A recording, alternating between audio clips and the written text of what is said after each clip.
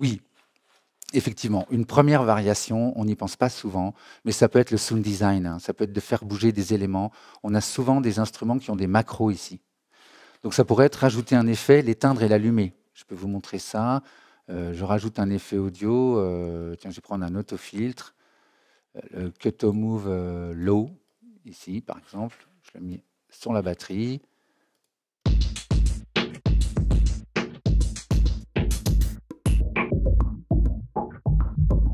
Vous voyez, je pourrais à un moment dans mon morceau, la rythmique part comme ça.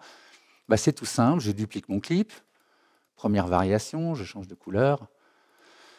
Et dans ce clip-là, je vais aller chercher, bah, regardez, c'est même plus simple. Je clique sur l'allumage.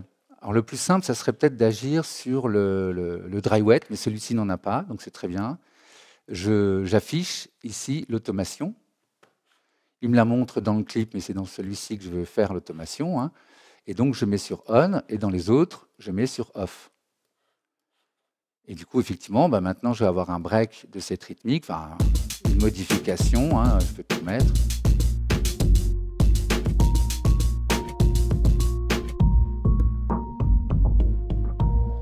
Ça peut être ça. Le plus simple encore, c'est quand effectivement on veut faire bouger un paramètre, c'est que là, on va utiliser les modulations. Là, les transients, ça me semblait intéressant. Regardez, je vous fais écouter. Je vais enlever celui-ci. Moi, je crois que c'était à 25 ici. Donc, je voudrais mettre les transients au minimum et même le sample rate. Ça pourrait faire un break intéressant. Donc là, bah, pareil, transient, j'affiche les modulations. Donc là, il me propose d'afficher les automations, mais ce n'est pas grave. Ici, je me mets en modulation. Automation, modulation, c'est comme tout à l'heure, hein, on a les réglages en bas là. Donc paramètre, sur quel paramètre j'agis. Donc moi, je vais aller le sélectionner sur la piste directement, mais on pourrait le sélectionner ici dans la liste, hein. Et puis effectivement, on choisit automation, modulation. Ça, c'est pour délinker, c'est-à-dire qu'on pourrait avoir une modulation qui dure 8 mesures, alors que notre clip fait qu'une mesure.